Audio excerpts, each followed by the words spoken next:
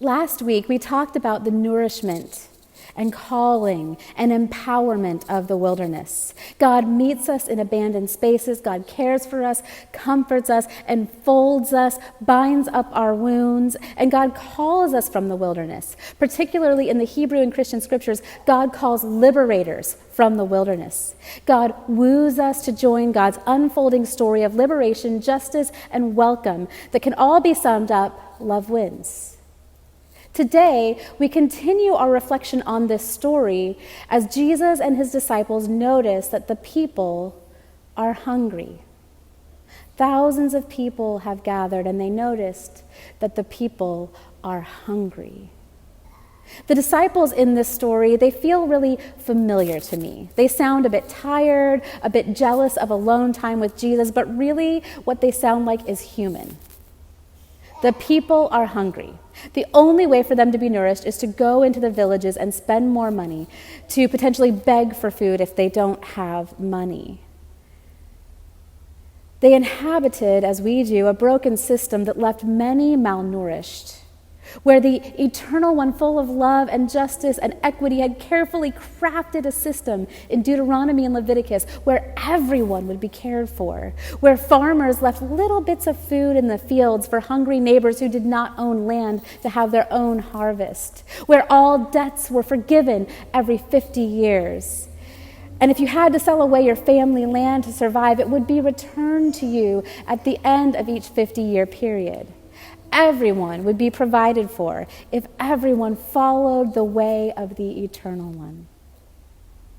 And whereas this unfathomable world of mutuality, equity, meticulous neighbor love was prescribed by the Eternal One, somehow the people never found their way to living into it. They found themselves, as we do, in a broken system where some had more than they needed and others did not have what they needed. So the people came. They came to the wilderness, and they may have left the world of the empire to join Jesus in the nourishing, abandoned spaces, but they brought that broken system with them. Not by intention, but because their imaginations couldn't envision another way. They would carry their bodies away from empire, but their imaginations were still blocked up and locked up by empire's broken systems. The disciples noticed the people were hungry. They noticed their own souls were tired, and they grabbed onto the only solution they knew: send the people away to buy food in the local villages. We know this won't help the most vulnerable of the gathered, but it is our only option. It's the only thing we can think of. Now, Jesus, full of the wild and wonderful Spirit, was empowered to let his imagination run wild with Spirit. He says, "You feed them." He says this as he steps away from empire's captivity of our human imagination, made in the image of a loving and surprising God. He says, "You feed them." Stepping out of a world where we cannot see how love and justice can be possible, and inviting them into the kingdom where love, justice, welcome, equity, nourishment, and mutuality abound. In a luckily losing game of tug-of-war, they pull back at Jesus. They pull him toward empire. We don't have enough food. Jesus' feet, however, are firmly planted in the ground of what is possible when love reigns. He tugs on the rope one more time and pulls the disciples and all 5,000 men and some number of children and women and non-binary siblings. He pulls them into the kingdom. He says, "Bring me what you have, and I will show you a more excellent way." He begins with gratitude. He gives thanks for the food. He breaks it and he shares it. And a miracle happens. Maybe the food becomes like an everlasting gobstopper, just multiplying, and there's an endless magical meal.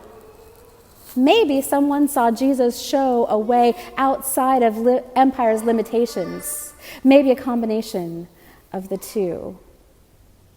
Maybe what's important about the story is not so much that it happened, but that it happens. Maybe what's miraculous about this story is not that food came from nowhere, but that food came from somewhere. That neighbors saw one person sharing, and so then they added to their sharing and added to that sharing and added to that sharing until a massive game of pay it forward resulted in probably over 10,000 people being nourished in the abandoned lands of the wilderness. Maybe what's important about the story is not that the people were fed, but that they were freed from the empire's transactional captivity of their imaginations. We are in a wilderness. We're in a wilderness season. We can look around and say, people are hungry. Some of our neighbors don't have homes. Some of our neighbors don't have jobs. Some of our neighbors are parents who suddenly have to work but also do homeschool. Some of our food supply chains are broken. Neighbors are hungry and need housing and nourishment and financial support, and we don't know how to supply it. We are in a wilderness season. We can look around and say people are hungry, people are lonely and isolated and famished for human connection, and we don't know how to safely supply it. We are in a wilderness season. We can look around and say creation is hungry. Our global ecosystem is increasingly harmed. Food chains are disrupted. Habitat is destroyed. Air becomes unbreathable. Bees die without us fully comprehending why, without us feeling collective empowerment to take the actions for what we do know is killing bees. Personally, lately, I'm waiting for the dolphins to say, hey, thanks for all the fish, and just disappear. We are in a wilderness season, and our imaginations are captive to empire. Parents have to go to work, so kids have to go to school, even if it's not safe. Our imaginations are captive to empire. People are unable to pay rent and buy food, so we have to open the economy, even if it's not safe. Our imaginations are captive to empire. The rich can't and won't pay their share of what is needed to care for people, so we have no choice but to dive deeper and deeper into hyper-capitalism to solve this broken capitalist problem. Our economic system is addicted to climate harm, so we have no choice but to continue with this downward spiral into utter destruction. Our imaginations are captive to the empire. Roughly translated, we are saying the people are hungry. Send them to the towns to buy food, even if we know we can't, even if we know they can't. And the Spirit of Christ is pulling us, lovingly, firmly pulling us out of capitalism's captivity of our imaginations. We say the people are hungry. And I am so grateful that we have the compassion even to notice that they are hungry. This is love. I am so grateful that we notice that. But as 1 Corinthians 12:31 says, the Jesus way invites us to a more excellent way. The people are hungry, so you feed them. The Spirit of Christ is tangibly inviting us to liberate our imaginations and envision a world with answers beyond what empire has to offer. The people are hungry. You feed them. Church, as we discern our way forward on quarantine, we are invited to allow Christ the Liberator to liberate our imaginations. We are invited to join in the Poor People's Campaign, asking for transformation of our economic, healthcare, justice, and ecosystems. We are invited to be the persistent widow and advocate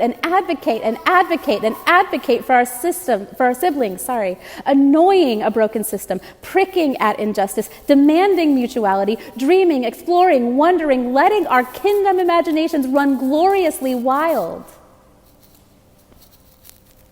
Jesus went to the wilderness in a time of pain and fear. The people followed him. He had compassion on them. They were hungry, and even if he sent them into the towns to buy food, a large number of them would still be hungry because the economic system excluded them from nourishment. They were hungry, and Jesus rejected the confines of empire and lived into a more excellent way and liberated their imaginations. He held what he had in gratitude to God and not to empire, and he shared it, and all were nourished with plenty to share. Empire woos us to believe in scarcity. Empire woos us to follow Trump's lead and shrug off the death and suffering and injustice and say, it is what it is. The kingdom, though, pulls us to believe that when it is hard to see, even when it is hard to see, there is a more excellent way that is waiting for us, that is pulling us like the long arch of history bending toward justice. The kingdom pulls us to believe, even when it is hard to see, that there is enough, there is enough, there is enough, Lord, and some to share.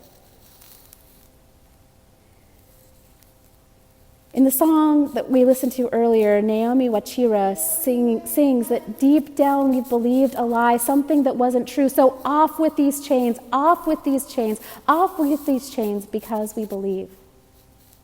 The kingdom is calling us. We have believed a lie that love, justice, sustainability, these aren't possible. But off with those chains and let Spirit run wild with your liberated imagination. I'd like to invite us to a time of reflection. There will be a YouTube music video for contemplation following this in the playlist. And for those of you for whom music is helpful, I invite you to use it. If silence is better for you, you can skip it or mute it. If you're joining us on Zoom, I would recommend muting us. If you're watching this on your own time, you can set aside the playlist and go for a walk or a dance or do some gardening or cooking, whatever it is that aids you in settling into contemplation.